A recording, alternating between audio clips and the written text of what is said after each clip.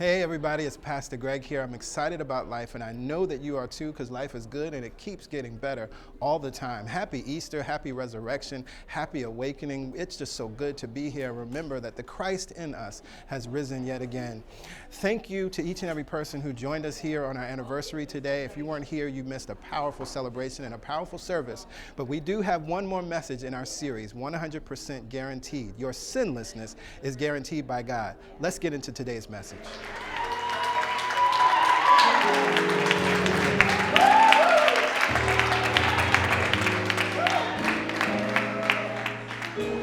The power of that word, we did not say you can win. We did not say you might win.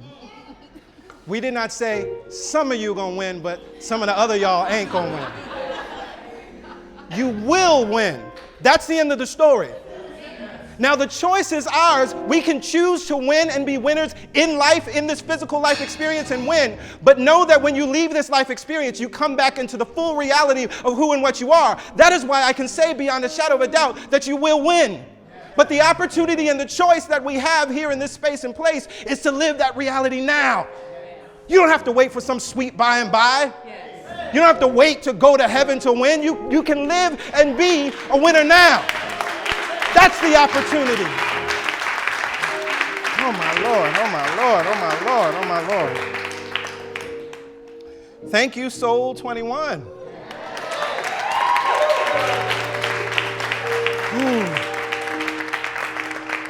For your powerful, powerful ministry.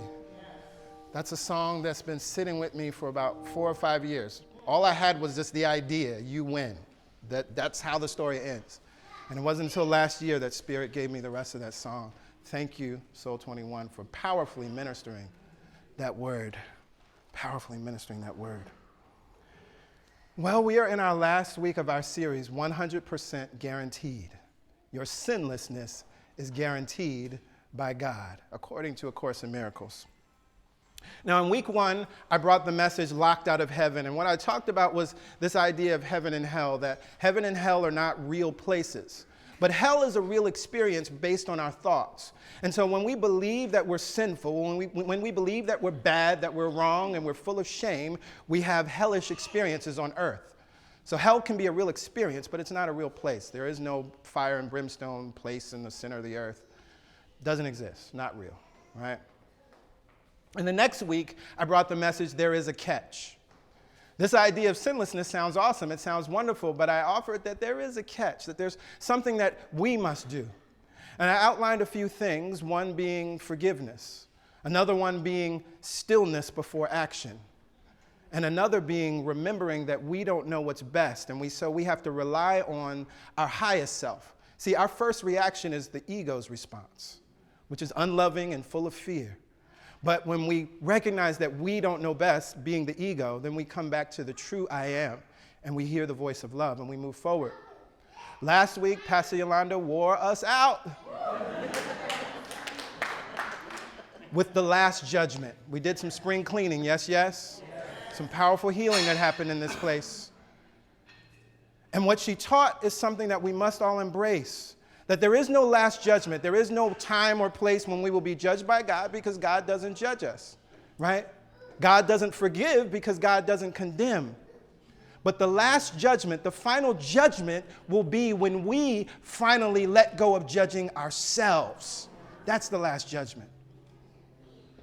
And so I'm going to take that train and we're going to ride on a little further. And as I thought about and was preparing for this week's message, it brought back a story from my childhood. Now, when I was in first, second, and third grade, we lived in Jacksonville, Florida. We moved from Maryland to Jacksonville the summer as I was going into first grade. And I remember it was in the fall. It was around Thanksgiving time. My Aunt Vivica came down from New Jersey to visit us in Florida. And she's my favorite aunt. Love her. She's like the fun aunt, right? So we always had a lot of fun and a lot of good times with her. And I remember she helped me with my Thanksgiving project because I was dressing up as a pilgrim. And so we had a good time. We were riding around Jacksonville, and we had the gospel radio station on. And there was a song that was on that I liked, and so I was singing along. I'm in the back seat, and I'm singing, Jesus is alive, Jesus is alive, right? Because that's my song, and I liked it. But I wasn't singing the right words. And she said, no, it's not Jesus is alive, Jesus is a rock. And she says, the look on my face, I was so hurt. Because you see, I was born and raised in the church, going to church all the time. I was in a Christian school at the time. I could recite all the books of the Bible, and I'm like, you mean to tell me people falling out and crying and speaking in tongues and we going to church every week for a rock? I was dismayed. What is this whole thing about? We're praising and worshiping a rock? And the story comes to mind because I think that sometimes this is how we can feel even when we get into a metaphysical, metaphorical, and allegorical way of looking at the Bible and Bible stories, right? Because we got to take a lot of the literalism out. But then when we do that, sometimes it feels like this is just a rock, right? That's all it is. It's empty. There's nothing about this story that really means anything. It's just all metaphor and deep teachings and secret teachings and all of that. And I want us to understand that there is something very powerful in the story. And it's something that we can absolutely embrace for ourselves. So no, the story is not just a rock. No, the story, this day that we're celebrating is not just meaningless. And yes, this story is about your sinlessness. This story is about a power that you possess that you may not have recognized that you have. Because the spiritual meaning of this day, the resurrection, the spiritual meaning of the resurrection is about you. Now, I talked about it on Good Friday. What we must understand is that, yes, Jesus died. The human form was killed, but the spiritual consciousness, that is the Christ, that's what was resurrected. And what's interesting, and when we look at the metaphor of a seed, and Jesus used this metaphor to talk about himself, that a seed must go down in the ground. We understand if we have an apple seed, yes? We understand that as long as we hold on to that seed, we can talk about how amazing it is. We can talk about what it will become. We can talk about the tree that it will become, and it will create more apples and more seeds. And as I love to say, we can talk about the apple pies that we'll make from the apples, right? All of these different things that will happen. But until you put the seed in the ground, right, and then allow that seed, the shell on the outside of the seed to break off, to break open, all of that potential, all of that possibility, all of that glory, all of that wonder, all of that good cannot be recognized. This is the symbol of the resurrection, that the body, the outer shell must be destroyed because that's not who and what it was. We can look at a seed and know that that it will become. We can look at a seed and know and understand the tree that it will become. And again, what's beautiful, it mirrors our own creation, that one seed will produce multiple apples and multiple seeds to continue to evolve and evolve and evolve and grow. That's the same for each and every one of you. From one idea, you can create more ideas and more ideas and other ideas and other ideas, and you continue to just flourish and prosper and manifest and evolve. That is the truth. And so this was the meaning of this idea of the Christ being resurrected. And so when we understand that, what we're talking about then is that the temporary was destroyed so that the eternal can be revealed. I got to share this as well because we talked about it on Good Friday. That the other piece of this, as we're talking about the end of your story is that you win. As we're talking about this idea that at the end of the day, you're going to win no matter what. Whatever painful experience or difficult experience or challenging experience you may be feeling or going through right now, you may want to call that a test. Anybody ever done that? Right. I got news for you. It's not a test. God doesn't operate in tests. God has no reason or gets no enjoyment out of testing us. Life is never testing us. But what is happening? As we talk about this outer shell, the limited self, the temporary self must be dissolved, must die, must be destroyed. The situations in our lives that feel guilty are actually calling forth our greatness to come forward. Not testing you, but saying, you're not that thing. Why are you acting small? Why are you acting powerless? Why are you acting and living in lack? Why are you acting poor? You are not that thing. And so I'm going to destroy this outer shell. I'm going to destroy this myth that you've created. I'm going to destroy this mask that you've created. I'm going to destroy this illusion that you've created because it's not you. See, what's beautiful is God doesn't need to be convinced and is clear about who and what you are. And so what God is simply doing is calling your greatness forth, not testing you. Yes. There's a big difference. You got to hear that. And so as we recognize then that the cross is not a test, but a revelation, revealing the glory, revealing the power, revealing the good, revealing the love, revealing the joy that we are, now that we recognize that the Christ has been revealed in us, now that we have come to the place of experiencing the last judgment and are choosing to live in sinlessness, my invitation to you now is to go and sin no more. Now it's time to live this thing. Now it's time to walk in this thing. And so I thought it was important. I want to go back to something that I shared in week 1 from A Course in Miracles so we understand what sin is, right? If I'm saying go and sin no more, but yet you're saying that we're sinless. A Course in Miracles says something beautiful. The word sin should be changed to lack of love, because sin is a man-made word with threat connotations which he made up himself. No real threat is involved anywhere. Nothing is gained by frightening yourselves, and it is very destructive to do so. Sin is lack of love. And lack of love is the ego's law. That's how the ego operates. Everything that the ego does, everything that the ego wants us to say, everything, again, that sometimes is that first knee-jerk reaction, if you think about it, it usually ain't loving. But I love something else that A Course in Miracles says. It says, I am under no law but God's. If the ego's law is this lack of love, if the ego's law is fear, what we must affirm and know to be true is that the ego's law actually is powerless. It has no power. It's trying to scare us, but it has no power. And so we affirm, I am under no law but God's. And what is that law? That law is the law of love.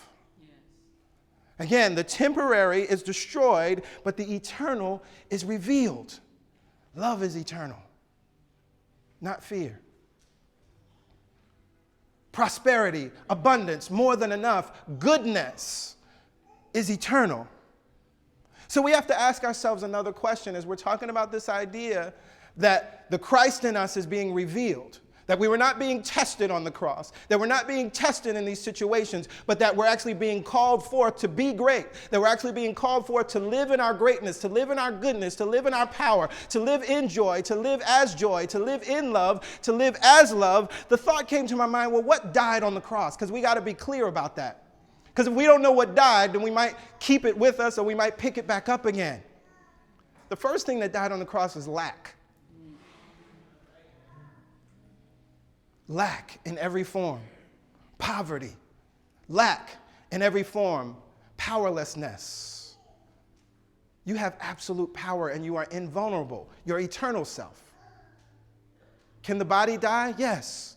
Can the body be hurt, harmed? Yes. But guess what? You've been here, there, and everywhere for millions, infinite lifetimes.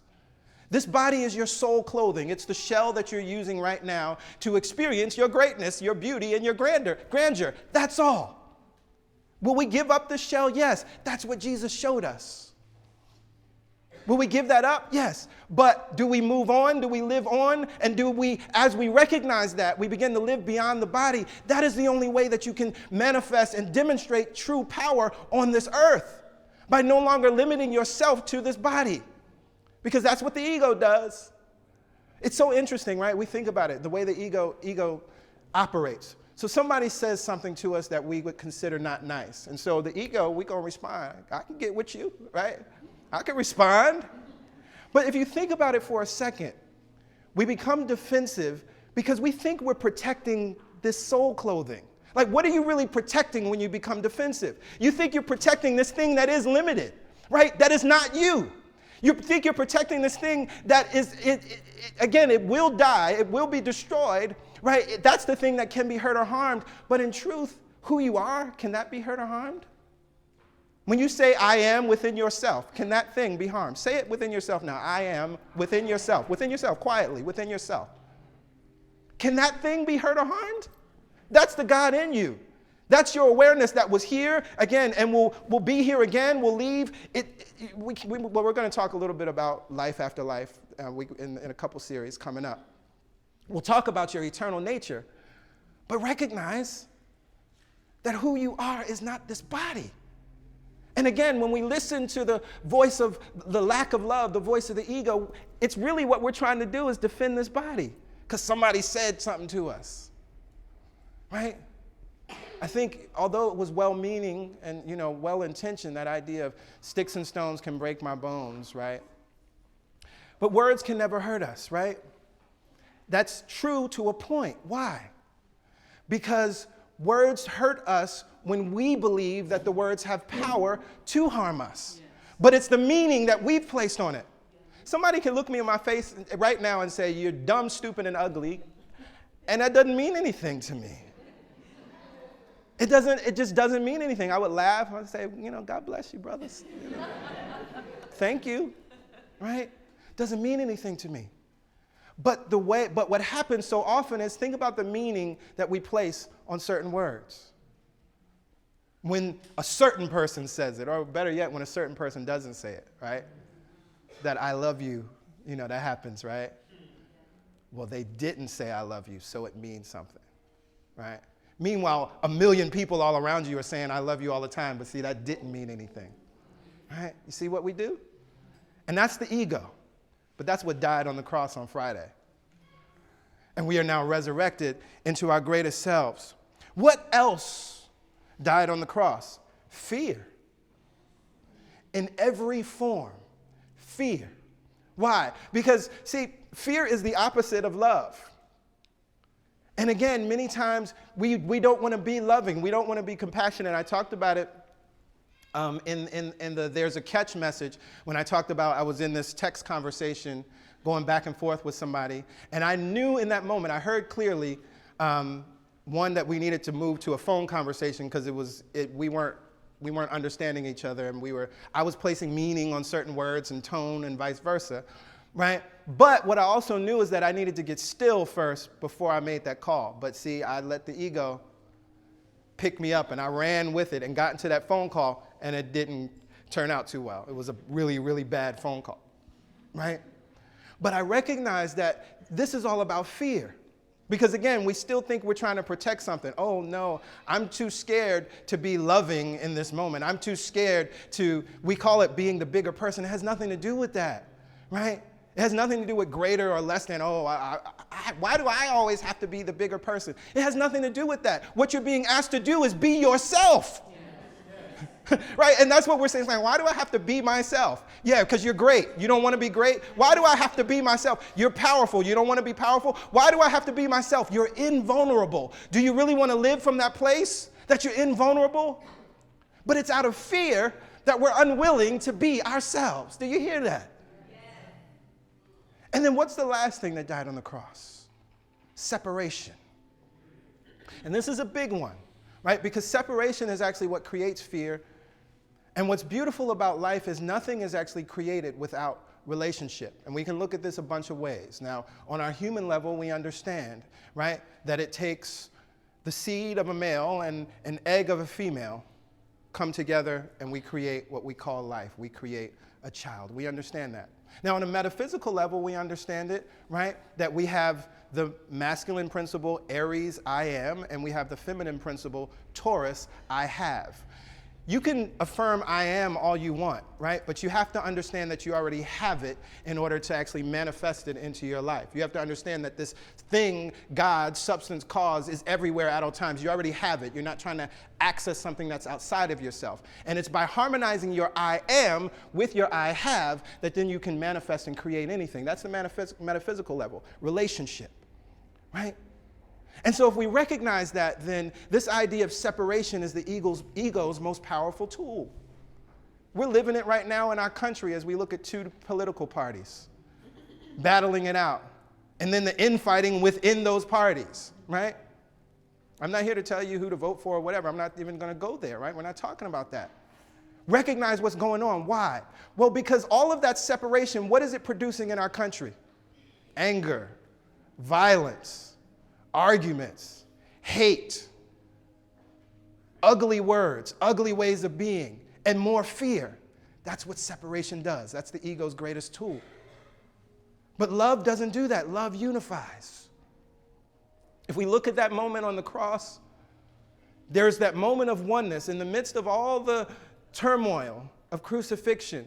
You have that moment where Jesus looks to Mary, his mother, and he looks to his brother, one of the disciples, and he says, "Woman, behold your son. Son, behold your mother." What that symbolizes was that unifying moment of oneness. Now, we understand this even on a DNA level, on a scientific level. There's only one race, a human race. That's just absolutely true. But what's so beautiful about the way the Creator creates and you as creators create, we create in diversity. We create in multiplicity, right? Roses come in multiple colors and nobody's tripping off of yellow roses versus red roses. Right? And it doesn't diminish the beauty of another, but not only that, there are all these other types of flowers. Hydrangeas, yes, Pastor Yolanda, right? I didn't know what hydrangeas were until she told me what they were, right? And daffodils and tulips. It's spring, we got to talk about flowers, right? All of these different things. And again, the beauty of a tulip is not diminished next to the beauty of a rose, but that's how the Creator creates. The mind of God it operates in multiplicity. The mind of God operates in diversity. And if you look at your own life, your own mind, which is the same mind that is God's mind, you operate in the same way. Think about the ways that you create in diversity. Do you wear the same outfit every day? Are there different things that you like, different colors, different ways to wear your hair, different things to do? You live and create just as the Creator creates because it's you. Yes. And so we have this idea, we understand this. I think I shared this on Friday as well, as we're talking about this idea of unity versus sameness, because sometimes it's hard to wrap our mind around that, right? This is a profound idea and a foundational new thought principle of oneness, that all is one, that at the end of the day, everything fades into one, that we all emanate from the mind of God. Really, the Big Bang Theory is giving us a physical idea of that same thing, that out of one thought came the universe, right? Out of one Big Bang, thought became thought, and evolved in our time-space reality over millions and billions of years, and so it is, right? And so if we look even in our own bodies, there are trillions of cells in your body, but you're one. You have 2 arms, you have 2 hands, but you're one. You have 2 feet and 10 toes, but you're one. You are a physical representation of that powerful spiritual truth. But see, the ego has got us so wrapped up because we didn't put it on the cross in separation. And so that is why we are experiencing what we're experiencing in this country. The second that we learn to come back to this place of unity, true unity, within diversity, because diversity is how life happens, all will be well. We will heal so much in this world. And so as we recognize then what has been killed on the cross, lack in all of its form, as we recognize what has been killed on the cross, fear in all of its form, and when we recognize what has been killed on the cross, separation, my invitation to you is to go and sin no more. Because it was all killed. Sin is a lack of love. Go and sin no more. Go and live in fear no more. Go and live in lack no more. Go and live in separation no more. But I got one more thing, one more thing, right? Because as we're talking about this Easter story, as we're talking about this Jesus story, so many of us were raised with this idea that Jesus died for our sins, and if we believe, John 3:16, if we believe, right, then we will be saved, right? But what is salvation? We got to understand what salvation is, because I hear the question, Pastor Greg, this sounds really good. This feels good. It tickles the ear, right? But I've heard this idea that I need to be saved. And so I want us to understand what salvation is. A Course in Miracles says this. And this is in lesson 70. My salvation comes from me. When you realize that all guilt is solely an invention of your mind, you must also realize that guilt and salvation must be in the same place. Understanding this, you are saved. Yes. I'm just going to read that again. When you realize that all guilt is solely an invention of your mind, you must also realize that guilt and salvation must be in the same place. Understanding this, you are saved. It goes on. The seeming cost of accepting today's idea is this. It means that nothing outside of yourself can save you. Nothing outside of yourself can give you peace. But it also means that nothing outside of yourself can hurt you or disturb your peace or upset you in any way. Your salvation comes from you. And so as we have accepted the last judgment, we're clear. If we no longer judge ourselves, we're saved. If we no longer shame ourselves, we're saved. If we no longer guilt and blame ourselves, we are operating in sinlessness, and guess what? You're saved. And here's what's beautiful. If you feel like you're not saved at any time in your life, if you feel like you're drowning in life, so to speak, your salvation comes from you. So all you got to do is come back into remembrance, put that ego back up on the cross, put that fear back up on the cross and let it die, put that lack back up on the cross and let it die. Sometimes you got to come back to yourself and say, oh, I forgot who I am.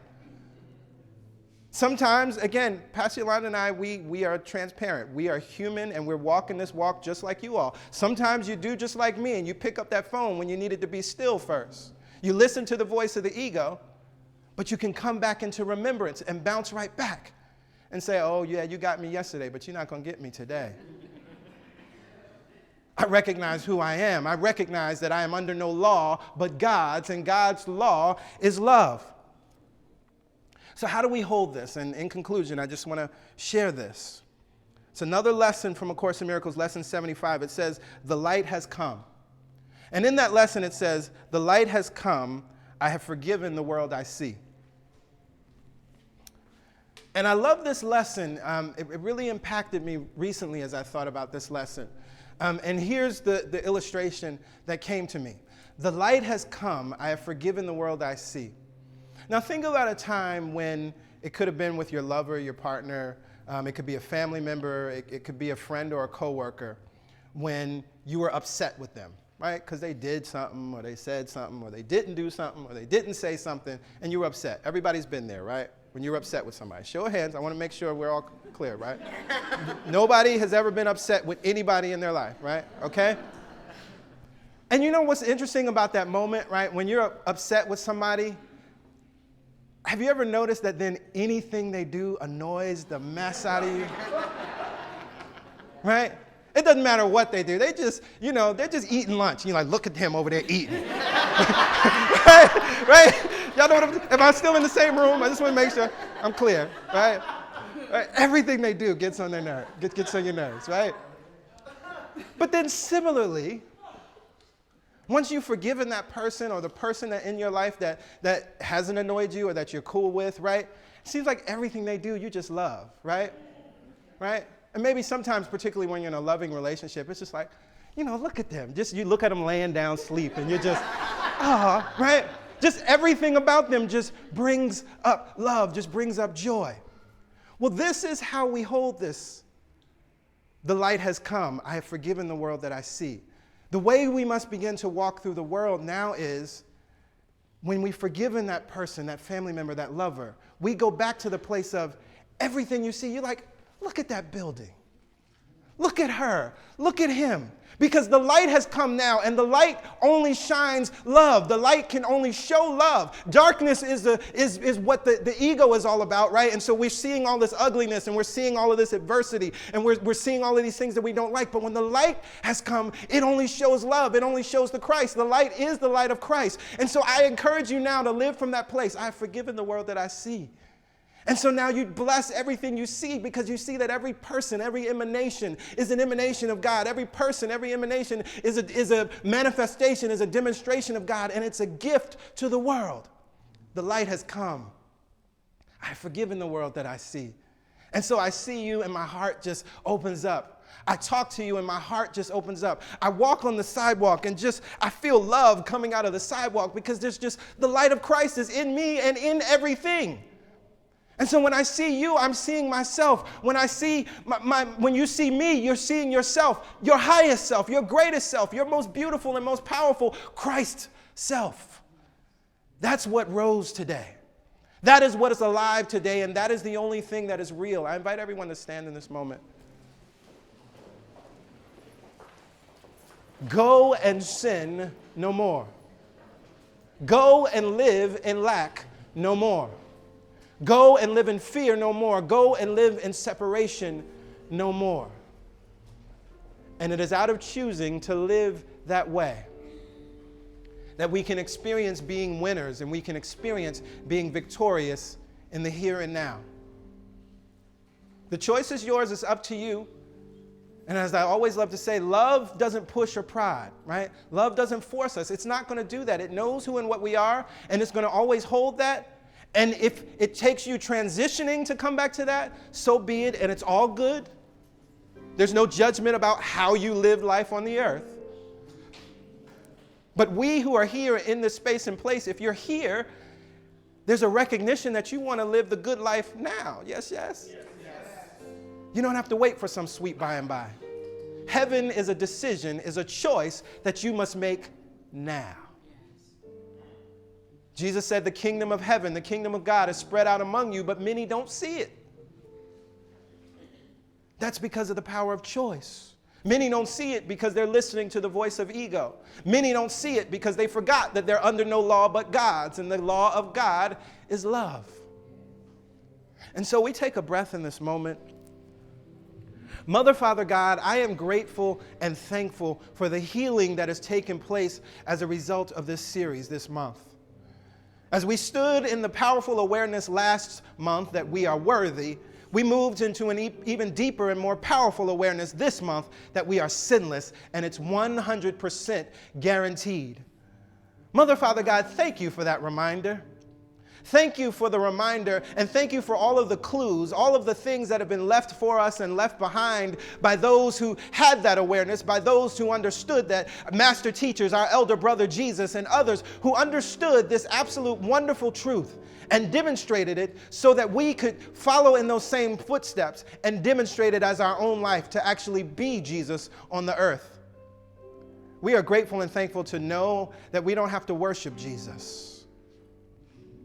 We are grateful and thankful to know that Jesus was not someone or something that was special or greater than us, but simply a way shower, a mirror to our own greatness, a mirror to our own possibility, a mirror to our own capacity for good and for love. And we hear the voice of love calling us to live from and as our greatest selves. We choose heaven today. We choose our glory today. We choose to let the ego die on the cross and live without fear and live from a place of oneness and live in a place of prosperity, abundance, and more than enough. We are grateful and thankful because the words that we have spoken, we recognize that as we have chosen not to leave this place as we came, so it has been accomplished. And so we choose to walk through this place as winners. We choose to walk through this place victorious. We release this word now with gratitude and thanksgiving and expectation. And together we lift up our voices by saying amen. Amen. Ashe. Ashe. And so it is. So it is. And so it is. Thank you, God.